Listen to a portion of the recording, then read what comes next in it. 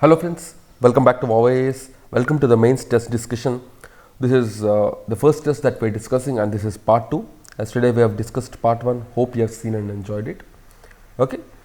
So before beginning, as you all know, we are providing these summaries for vision mains test and vision prelims test.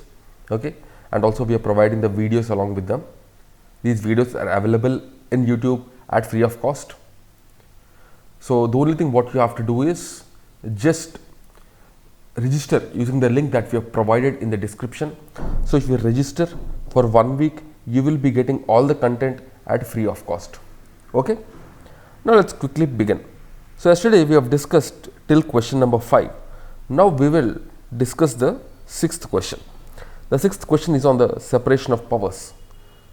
So this separation of powers question you will find in the mains once in every 2 years.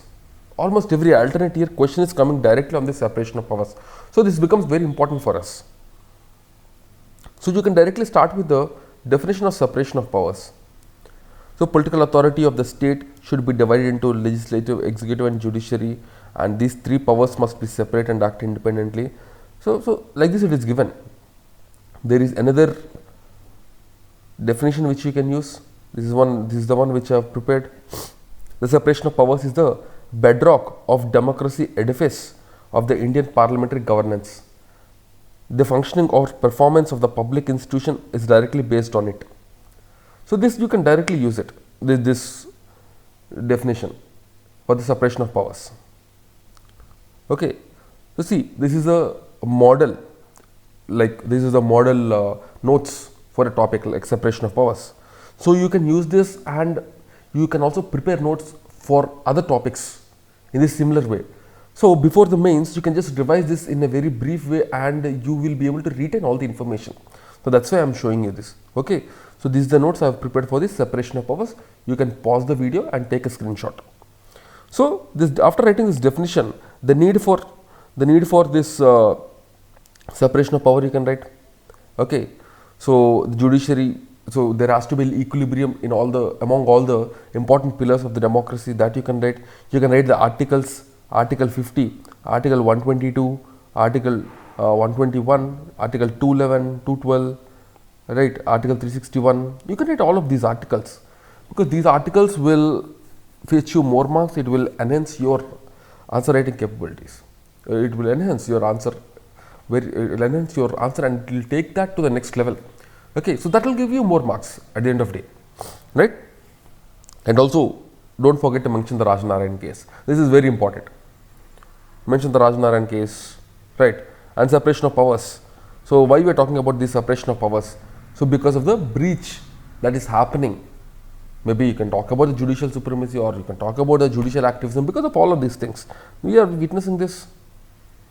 Maybe see judiciary breaching the separation of power and going into the domain of executive, for example BCCI, the task force for COVID, environmental directives, ban on 10-year-old vehicles by the court, trade regulation, the liquor ban on highways, for the resource distribution you have 2G spectrum co-allocation, right? The judicial supremacy is witnessed in the NJAC case and Keshwananda Bharati case. And on the legislative front you have the Sabarimala case, you have the stay on farm laws implementation, interference in the disqualifications. So all of these things put into one thing, that is the breach of separation of powers.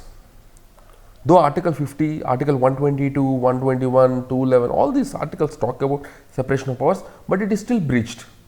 So what are the issues because of this? Some of the issues like it undermines the constitutional powers given to each and every body. That is the first major thing.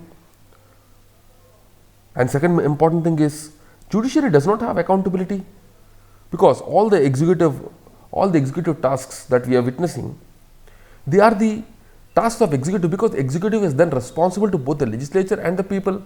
But if the judiciary is doing this work, well, judiciary does not have enough powers and also judiciary is not accountable.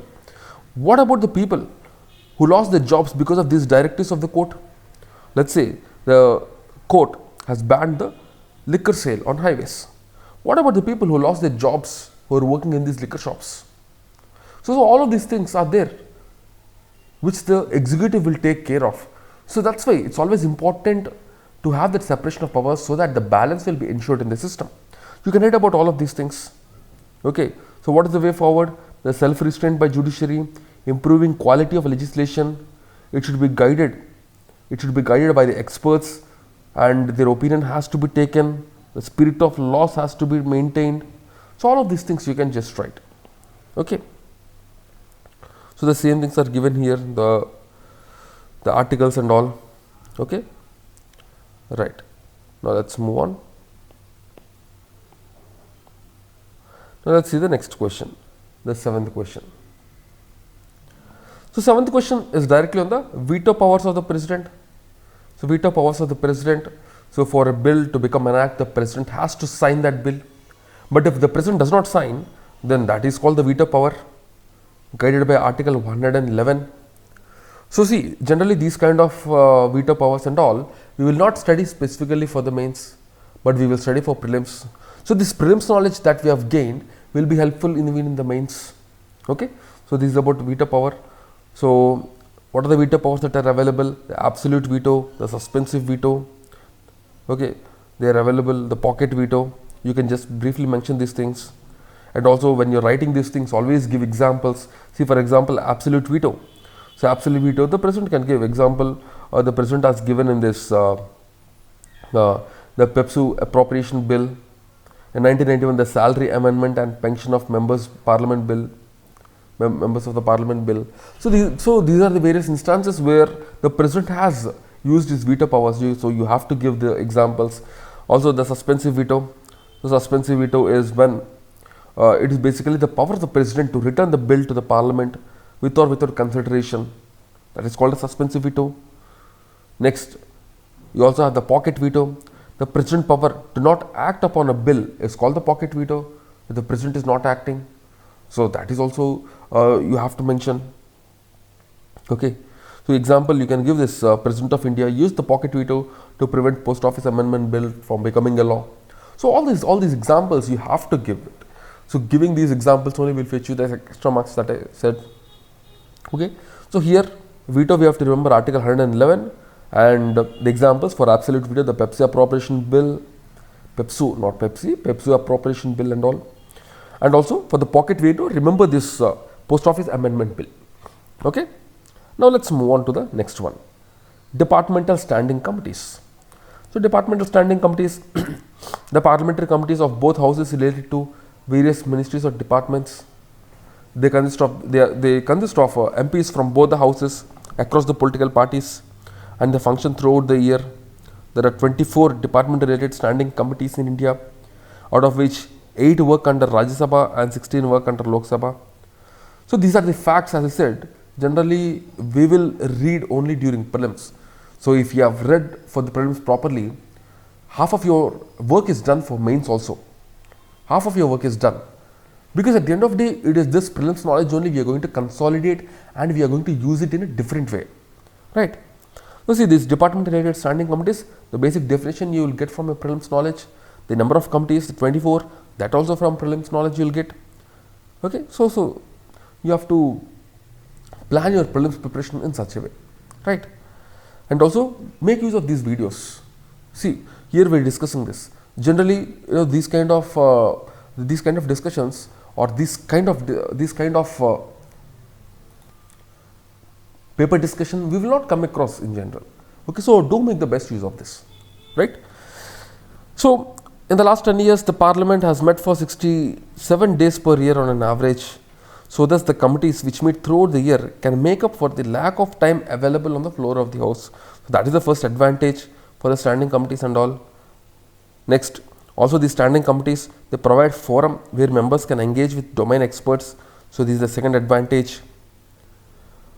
And proceedings of the House during sessions are televised, and MPs are likely to stick to their party position generally. But in these committees, the parliamentary members, that is the MPs, they can put their opinion forward because most of them are closed door meetings. So this is another advantage.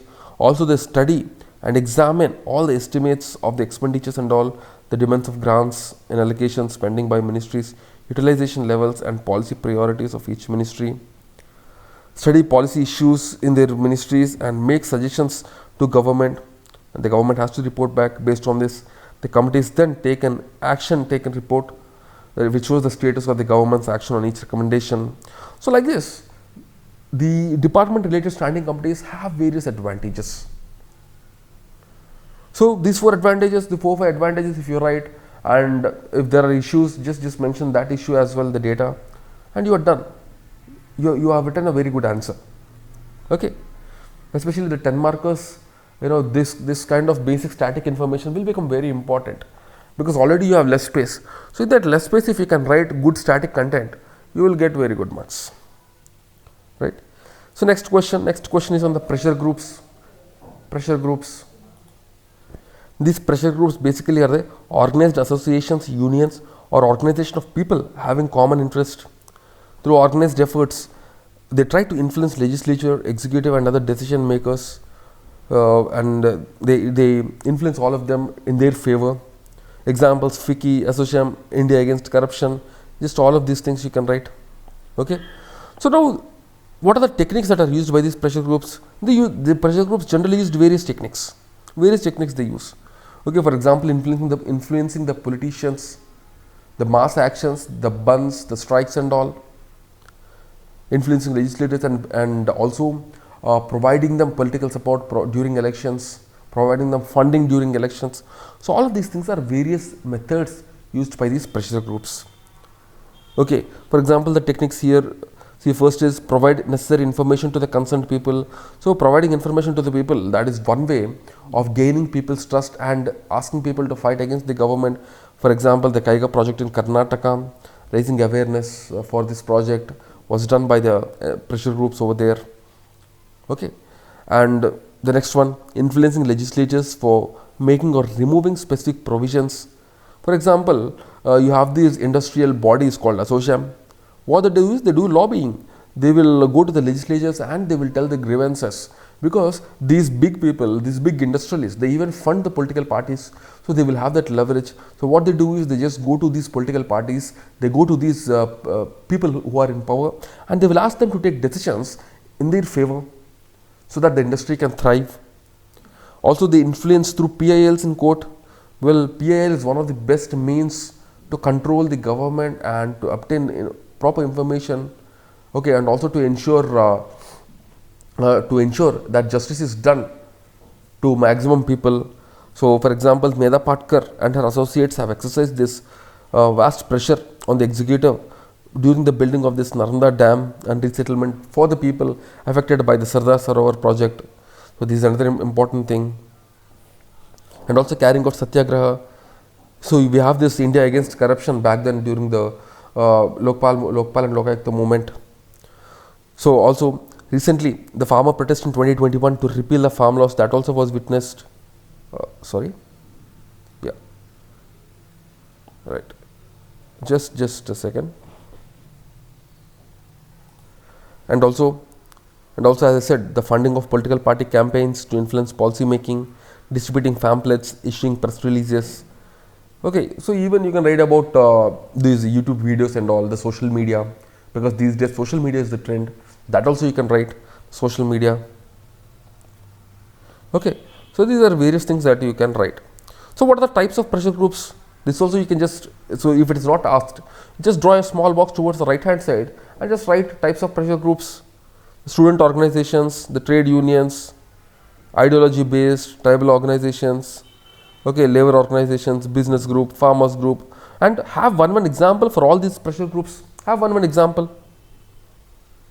Okay, have one example, the trade unions like the CITU, AITUC, the business groups like Associam. So just have one example for all these things, so you are done. Okay. Now let's move on to the next question, the 10th question. So 10th question is on National Commission for Women. Guys, if you see closely, there will be questions that will be coming on these constitutional and non-constitutional bodies. If you observe closely, especially the National Commission of Women, the National Commission of the National SC Commission, ST Commission, OBC Commission, broadly their objectives and the way they function, it will be same. Only the membership will vary, Only the membership will vary and the act, that means when that legislation is passed, only that will vary. Rest of the things will remain same. If you see here, the National Commission for Women, statutory body, it is a statutory body under the National Commission of Women Act 1990. Only this is different. Okay, and chairperson plus 5 members, that is the composition. After writing this, if you see the main content, what is their job?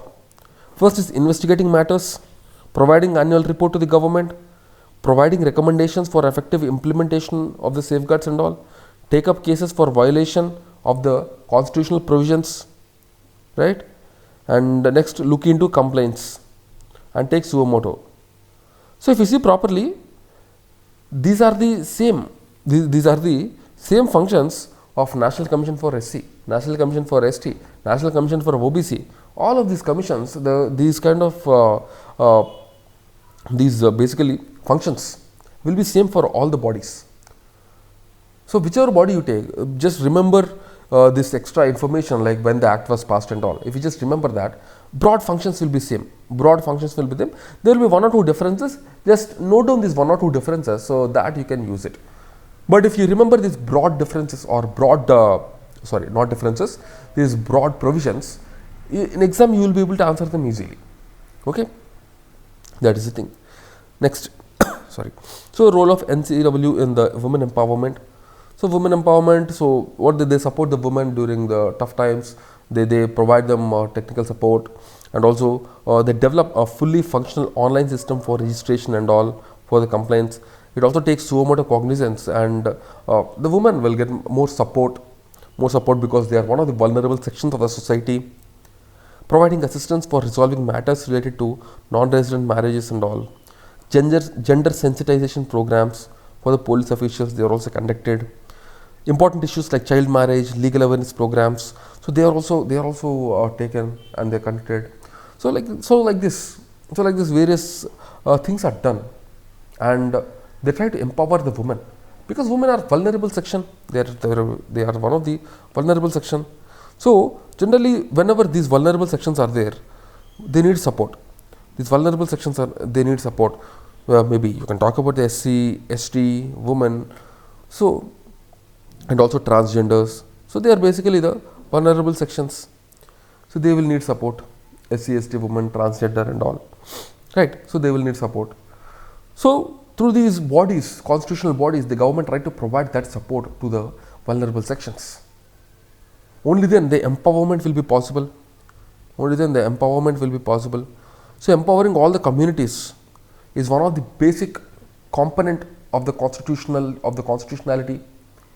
In the preamble, we talk about justice, liberty, equality, fraternity. To achieve all of these objectives, empowering the communities is important. So for that, various constitutional bodies that we have will work. Okay, that is the main objective, in fact. So you can use this preamble also in your conclusion or somewhere to achieve the objectives of preamble. The commissions like National Commission for Women plays a very important role in empowering women communities. Like that, you can just end. Okay. So these are the 5 questions of the day. Tomorrow we'll meet again. We will discuss from question number 11 to 15. Okay. So before that, a small information. So as you all know, for the first 1 week, we are providing the entire content for free of cost. But post 1 week, you will have to subscribe to these summaries. So the Vision Prelims Test Series summary is available at rupees 1199. The Mains Test Series summary at 1199. And the Vision Magazine summary from April 2022 to April 2023 is at just 749. If you want to take combo of all the 3, it is at just rupees 2499.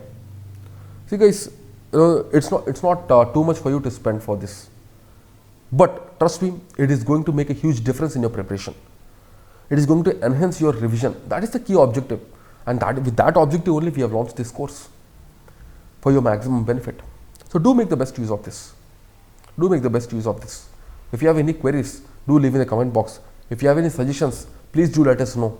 We will try to implement those as well, because these courses are for your benefit. Okay, so do like the video, do share the video with your friends, and do take the maximum advantage out of these courses. Okay, Thank you guys. I'll see you again tomorrow. Bye bye. Jai Hind.